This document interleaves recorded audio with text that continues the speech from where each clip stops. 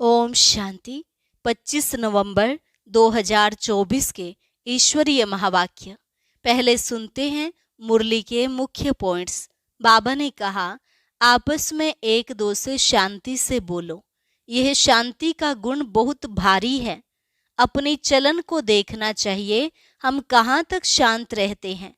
तुम्हें शांति का सागर मिला है तो स्वयं में भी शांति धारण करनी चाहिए। ऐसे नहीं कोई अशांत करे तो खुद भी अशांत हो जाए, यह भी अवगुण है। तुम्हें अवगुणों को निकालना है और हरेक से गुण ग्रहण करना है। जितना शांति में रहो उतना अच्छा। अशांति वाले याद में रह ना सके। फिर बाबा ने कहा, तुम्हें बहुत मीठा और शांत होकर रहना है। थोड़ा बोलने से भी सब कार्य हो सकते हैं। अशांति वाले से तो बात भी नहीं करनी है। जिनमें बहुत गुण हैं वह दूसरों में भी गुण फूंक सकेंगे, इसलिए जिनमें गुण है उनके पास ही जाना चाहिए। अगर तुम्हें कोई कुछ कहता भी है तो सुना अनसुना कर अपनी मस्ती में मस्त रहना है। लास्ट में बाबा ने कहा, पिछले सब हिसाब किताब अभी ही चुकता होने हैं, इसलिए कोई भी बीमारी व दुख आदि आता है तो तुम सिर्फ याद में रहो। बाबा कहने से ही दुख दूर हो जाने चाहिए। अभी तुमको अविनाशी ज्ञान रत्नों की लॉटरी मिल रही है तो कितना खुश रहना चाहिए। फिर यह खुशी औरों को भी देनी है। और अब सुनते हैं महावाक्यों को विस्तार से।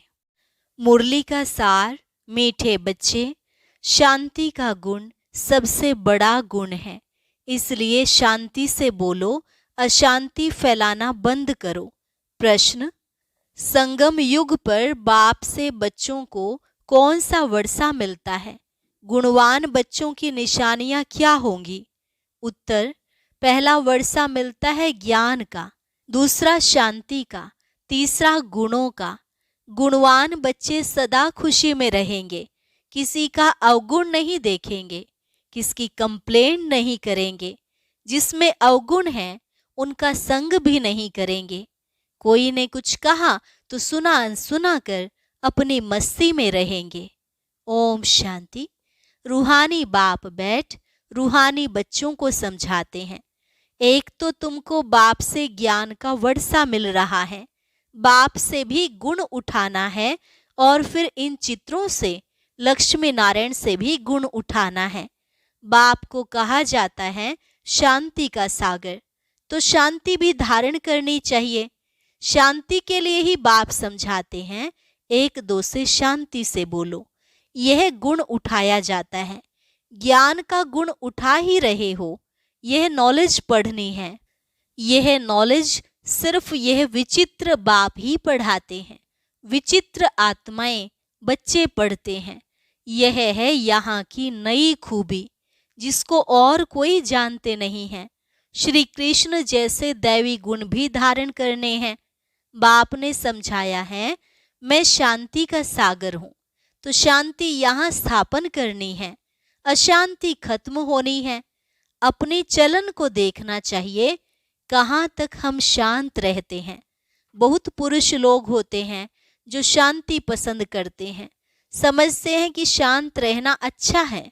शांति का गुण भी बहुत भारी है, परंतु शांति कैसे स्थापन होगी, शांति का अर्थ क्या है, यह भारतवासी बच्चे नहीं जानते। बाप भारतवासियों के लिए ही कहेंगे। बाप आते भी भारत में ही हैं। अभी तुम समझते हो, बरोबर अंदर में भी शांति जरूर होनी चाहिए। ऐसे नहीं कोई अशांत करे तो खुद को भी अशांत करना है, नहीं। अशांत होना यह भी अवगुण है। अवगुण को निकालना है, हर एक से गुण ग्रहण करना है। अवगुण तरफ देखना भी नहीं चाहिए। भले आवाज सुनते करते हो तो भी खुद शांत रहना चाहिए, क्योंकि बाप और दादा दोनों शांत रहते हैं, कभी बिगड़ते नहीं हैं, रड़ी नहीं मारते। यह ब्रह्मा भी सीखा है ना, जितना शांत में रहो उतना अच्छा है। शांति से ही याद कर सकते हैं, अशांति वाले याद कर ना सके। हर एक से गुण ग्रहण करना ही है। दत्तात्रेय आदि के मिसाल भी यहाँ से लगते हैं। देवताओं जैसे गुणवान तो कोई होते नहीं, एक ही विकार मूल है, उस पर तुम विजय पा रहे हो, पाते रहते हो। कर्मेंद्रियों पर विजय पानी है, अवगुणों को छोड़ देना है, देखना भी नहीं है, बोलना भी नहीं है। जिनमें गुण है उनके पास ही जाना चाहिए। रहना भी बहुत मीठा शांत है। थोड़ा ही बोलने से तुम सब कार्य कर सकते हो। सबसे गुण ग्रहण कर गुणवान बनना है। समझू सयाने जो होते हैं वह शांत रहना पसंद करते हैं। कई भक्त लोग ज्ञानियों से भी सयाने निर्माण चित्त होते हैं।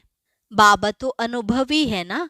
यह जिस लौकिक बाप का बच्चा था वह टीचर था, बहुत निर्माण शांत रहता था, कभी क्रोध में नहीं आता था। जैसे साधु लोग होते हैं तो उन्हों की महिमा की जाती है, भगवान से मिलने के लिए पुरुषार्थ करते रहते हैं ना। काशी में हरिद्वार में जाकर रहते हैं। बच्चों को बहुत ही शांत और मीठा रहना चाहिए। यहाँ कोई अशांत रहते हैं तो शांति फैलाने के निमित्त नहीं बन सकते। अशांति वाले से बात भी नहीं करनी चाहिए, दूर रहना चाहिए। फर्क है ना, वह बगुले और वह हंस। हंस सारा दिन मोती चुगते रहते हैं, उठते बैठते चलते अपने ज्ञान को सिमरन करते रहो। सारा दिन बुद्धि में यही रहे किसको कैसे समझाएं, बाप का परिचय कैसे देवें। बाबा ने समझाया है, जो भी बच्चे आते हैं उनसे फॉर्म भराया जाता है। सेंटर्स पर जब कोई कोर्स लेने चाहते हैं तो उनसे फॉर्म भराना है। कोर्स नहीं लेना है तो फॉर्म भराने की दरकार नहीं। फॉर्म भराया ही इसलिए जाता है कि मालूम पड़े इनमें क्या क्या है, क्या समझाना है। क्योंकि दुनिया में तो इन बातों को कोई समझते नहीं है, तो उनका सारा मालूम पड़ता है फॉर्म से। बाप से कोई मिलते हैं तो भी फॉर्म भराना पड़ता है, तो मालूम पड़े क्यों मिलते हैं। कोई भी आते हैं तो उनको हद और बेहद के बाप का परिचय देना है, क्योंकि तुमको बेहद के बाप ने आकर अपना परिचय दिया है, तो तुम फिर औरों को परिचय देते हो। उनका नाम है शिव बाबा। शिव परमात्माय नमः कहते हैं ना, वह कृष्ण को देवताय नमः कहेंगे, शिव को कहेंगे शिव परमात्माय नमः। बाप कहते हैं, मुझे याद करो तो तुम्हारे पाप कट जाएं। मुक्ति, जीवन मुक्ति का वर्षा पाने के लिए पवित्र आत्मा जरूर बनना पड़े। वह है ही पवित्र दुनिया, जिसको सतो प्रधान दुनिया कहा जाता है। वहां जाना है तो बाप कहते हैं मुझे याद करो। यह तो बहुत सहज है। कोई से भी फॉर्म भरा कर फिर तुम कोर्स देते हो। एक दिन भराओ, फिर समझाओ, फिर फॉर्म भराओ, तो मालूम पड़ेगा हमने उनको समझाया वह याद रहा व नहीं। तुम देखेंगे 2 दिन के फॉर्म में फर्क जरूर होगा। झट तुमको मालूम पड़ जाएगा क्या समझा है, हमारी समझाने पर कुछ विचार किया है या नहीं। यह फॉर्म सबके पास होना चाहिए। बाबा मुरली में डायरेक्शन देते हैं तो बड़े बड़े सेंटर्स को तो झट एक्ट में लाना चाहिए। फॉर्म रखना है, नहीं तो मालूम कैसे पड़े। खुद भी फील करेंगे कल क्या लिखा था, आज क्या लिखता हूँ। फॉर्म तो बहुत जरूरी है। अलग अलग छपावे तो भी हर्जा नहीं, या तो एक जगह छपा कर सब तरफ भेज देवें। यह है दूसरों का कल्याण करना। तुम बच्चे यहाँ आए हो देवी देवता बनने। देवता अक्षर बहुत ऊंच है। दैवी गुण धारण करने वाले को देवता कहा जाता है। अभी तुम दैवी गुण धारण कर रहे हो, तो जहाँ प्रदर्शनी व म्यूजियम होते हैं वहाँ ये फॉर्म बहुत होने चाहिए, तो मालूम पड़े कैसी अवस्था है। समझकर फिर समझाना पड़े। बच्चों को तो सदैव गुण ही वर्णन करने हैं, अवगुण कभी नहीं। तुम गुणवान बनते हो ना। जिनमें बहुत गुण होंगे वह दूसरों में भी गुण फूंक सकेंगे। अवगुण वाले कभी गुण फूंक ना सके। बच्चे जानते हैं समय कोई बहुत नहीं रहा है, पुरुषार्थ बहुत करना है। बाप ने समझाया है, तुम रोज मुसाफिरी करते हो, यात्रा करते रहते हो। यह जो गायन है, अतीन्द्रिय सुख गोप गोपियों से पूछो, यह पिछाड़ी की बात है। अभी तो नंबरवार है। कोई तो अंदर में खुशी के गीत गाते रहते हैं, ओहो परम पिता परमात्मा हमको मिला है, उनसे हम वर्षा लेते हैं। उनके पास कोई कंप्लेंट हो ना सके। कोई ने कुछ कहा तो भी सुना अनसुना कर अपनी मस्ती में मस्त रहना चाहिए। कोई भी बीमारी व दुख आदि है तो तुम सिर्फ याद में रहो। यह हिसाब किताब अभी ही चुकतू करना है, फिर तो तुम 21 जन्म फूल बनते हो। वहां दुख की बात ही नहीं होगी। गाया जाता है, खुशी जैसी खुराक नहीं, फिर सुस्ती आदि सब उड़ जाती है। इसमें तो यह है सच्ची खुशी, वह है झूठी। धन मिला जेवर मिला तो खुश होंगे, यह है बेहद की बात। तुमको तो अथाह खुशी में रहना चाहिए। जानते हो हम 21 जन्मों के लिए सदा सुखी रहेंगे। इसी स्मृति में रहो हम क्या बनते हैं। बाबा कहने से ही दुख दूर हो जाने चाहिए। यह तो 21 जन्मों की खुशी है। अब बाकी थोड़े दिन हैं, हम जाते हैं अपने सुख धाम, फिर और कुछ भी याद न रहे। यह बाबा अपना अनुभव सुनाते हैं। कितने समाचार आते हैं, खिटखिट चलती है। बाबा को कोई बात का दुख थोड़े ही होता है। सुना, अच्छा यह भावी, यह तो कुछ भी नहीं है। हम तो कारून के खजाने वाले बनते हैं। अपने से बात करने से ही खुशी होती है। बड़ा शांत में रहते हैं। उनका चेहरा भी बहुत खुशनुमा रहेगा। स्कॉलरशिप आदि मिलती है तो चेहरा कितना हर्षित रहता है। तुम भी पुरुषार्थ कर रहे हो इन लक्ष्मी नारायण जैसा हर्षित मुख होने के लिए। इसमें ज्ञान तो नहीं है, तुमको तो ज्ञान भी है, तो खुशी रहनी चाहिए, हर्षितपना भी होना चाहिए। इन देवताओं से तुम बहुत ऊंच हो। ज्ञान सागर बाप हमको कितना ऊंच ज्ञान देते हैं। अविनाशी ज्ञान रत्नों की लॉटरी मिल रही है तो कितना खुश रहना चाहिए। यह तुम्हारा जन्म हीरे जैसा गाया जाता है। नॉलेजफुल बाप को ही कहा जाता है, इन देवताओं को नहीं कहा जाता। तुम ब्राह्मण ही नॉलेजफुल हो तो तुमको नॉलेज की खुशी रहती है। एक तो बाप मिलने की खुशी होती है, सिवाय तुम्हारे किसको खुशी हो न सके। भक्ति मार्ग में हड्डी सुख नहीं रहता है। भक्ति मार्ग का है आर्टिफिशियल अल्पकाल का सुख। उनका तो नाम ही है स्वर्ग सुख धाम। वहां अपार सुख, यहाँ अपार दुख। अभी बच्चों को मालूम पड़ता है रावण राज्य में हम कितना छीछी बने हैं। आहिस्ते आहिस्ते नीचे उतरते आए हैं। यह है ही विष सागर। अब बाप इस विष के सागर से निकाल तुमको क्षीर सागर में ले जाते हैं। बच्चों को यहाँ मीठा बहुत लगता है, फिर भूल जाने से क्या अवस्था हो जाती है।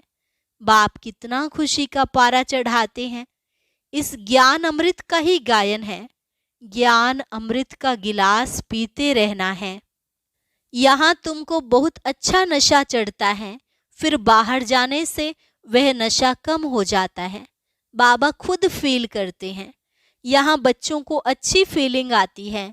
हम अपने घर जाते हैं, हम बाबा की श्रीमत पर राजधानी स्थापन कर रहे हैं, हम बड़े वॉरियर्स हैं।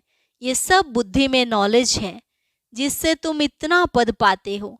पढ़ाते देखो कौन है, बेहद का बाप एकदम बदला देते हैं। तो बच्चों को दिल में कितनी ना खुशी होनी चाहिए। यह भी दिल में आना चाहिए कि औरों को भी खुशी देवें। रावण का है श्राप और बाप का मिलता है वर्षा।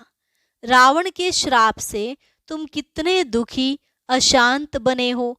बहुत गोप भी हैं जिनकी दिल होती है सर्विस करें, परंतु कलश माताओं को मिलता है। शक्ति दल है ना, वंदे मातरम गाया जाता है, साथ में वंदे पितरम तो है ही, परंतु नाम माताओं का है। पहले लक्ष्मी फिर नारायण, पहले सीता पीछे राम।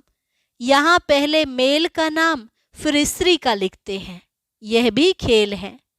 बाप समझाते तो सब कुछ है, भक्ति मार्ग का राज भी समझाते हैं, भक्ति में क्या क्या होता है। जब तक ज्ञान नहीं है तो पता थोड़े ही पड़ता है। अभी तुम सबका कैरेक्टर सुधरता है, तुम्हारा दैवी कैरेक्टर बन रहा है, 5 विकारों से आसुरी कैरेक्टर हो जाता है। कितनी चेंज होती है, तो चेंज में आना चाहिए ना। शरीर छूट जाए फिर थोड़े ही चेंज हो सकेगी। बाप में ताकत है, कितने में चेंज लाते हैं। कई बच्चे अपने अनुभव सुनाते हैं, हम बहुत कामी शराबी थे, हमारे में बड़ी चेंज हुई है। अभी हम बहुत प्रेम से रहते हैं, प्रेम के आंसू भी आ जाते हैं। बाप समझाते तो बहुत हैं, परंतु ये सब बातें भूल जाती हैं। नहीं तो खुशी का पारा चढ़ा रहे, हम बहुतों का कल्याण करें। मनुष्य बहुत दुखी हैं, उनको रास्ता बतावें। समझाने के लिए भी कितनी मेहनत करनी पड़ती है, गाली भी खानी पड़ती है। पहले से ही आवाज है, यह सबको भाई बहन बना देती है। अरे भाई बहन का संबंध तो अच्छा है ना, तुम आत्माएं तो भाई भाई हो, परंतु फिर भी जन्म जन्मांतर की दृष्टि जो पक्की हुई है वह टूटती नहीं है। बाबा पास तो बहुत समाचार आते हैं। बाबा समझाते हैं, इस छीछी दुनिया से तुम बच्चों की दिल हट जानी चाहिए, गुलगुल बनना चाहिए। कितने ज्ञान सुनकर भी भूल जाते हैं, सारा ज्ञान उड़ जाता है। काम महाशत्रु है ना। बाबा तो बहुत अनुभवी है। इस विकार के पिछाड़ी राजाओं ने अपनी राजाई गंवाई है। काम बहुत खराब है। सब कहते भी हैं बाबा यह बहुत कड़ा दुश्मन है। बाप कहते हैं काम को जीतने से तुम विश्व का मालिक बनेंगे, परंतु काम विकार ऐसा कड़ा है जो प्रतिज्ञा करके फिर गिर पड़ते हैं। बहुत मुश्किल से कोई सुधरते हैं। इस समय सारी दुनिया का कैरेक्टर बिगड़ा हुआ है। पावन दुनिया कब थी, कैसे बनी, इन्होंने राज्य भाग्य कैसे पाया, कभी कोई बता न सके। आगे समय आएगा, तुम लोग विलायत आदि में भी जाएंगे, वह भी सुनेंगे पैराडाइज कैसे स्थापन होता है। तुम्हारी बुद्धि में ये सब बातें अच्छी रहती हैं, तो अब तुम्हें यही लात और तात रहनी चाहिए और सब बातें भूल जानी है। अच्छा, मीठे मीठे सिकिलधे बच्चों प्रति मात पिता बाप दादा का याद प्यार और गुड मॉर्निंग। रूहानी बाप की रूहानी बच्चों को नमस्ते। रूहानी बच्चों की रूहानी बाप दादा को नमस्ते नमस्ते, गुड मॉर्निंग। धारणा के लिए मुख्य सार। पहली पॉइंट, उठते बैठते चलते ज्ञान का सिमरन कर मोती चुगने वाला हंस बनना है। सबसे गुण ग्रहण करने हैं, एक दूसरे में गुण ही फूंकने हैं। दूसरी पॉइंट, अपना चेहरा सदा खुशनुमा रखने के लिए अपने आप से बातें करनी हैं। ओहो, हम तो कारून के खजाने के मालिक बनते हैं। ज्ञान सागर बाप द्वारा हमें ज्ञान रत्नों की लॉटरी मिल रही है। वरदान, अपने टाइटल की स्मृति के साथ समर्थ स्थिति बनाने वाले स्वमानधारी भव। अपने टाइटल की स्मृति के साथ समर्थ स्थिति बनाने वाले स्वमानधारी भव। संगम युग पर स्वयं बाप अपने बच्चों को श्रेष्ठ टाइटल देते हैं, तो उसी रूहानी नशे में रहो। जैसा टाइटल याद आए वैसी समर्थ स्थिति बन जाए। जैसे आपका टाइटल है स्वदर्शन चक्रधारी, तो यह स्मृति आते ही पर दर्शन समाप्त हो जाए। स्वदर्शन के आगे माया का गला कट जाए। महावीर हूँ, यह टाइटल याद आए तो स्थिति अचल अडोल बन जाए। तो टाइटल की स्मृति के साथ समर्थ स्थिति बनाओ, तब कहेंगे श्रेष्ठ स्वमानधारी। स्लोगन, भटकती हुई आत्माओं की चाहना पूर्ण करने के लिए परखने की शक्ति को बढ़ाओ। भटकती हुई आत्माओं की चाहना पूर्ण करने के लिए परखने की शक्ति को बढ़ाओ। अच्छा, ओम शांति। अब सुनते हैं आज की अव्यक्त मुरली। इसके लिए ऊपर दिए गए बॉक्स पर क्लिक करें।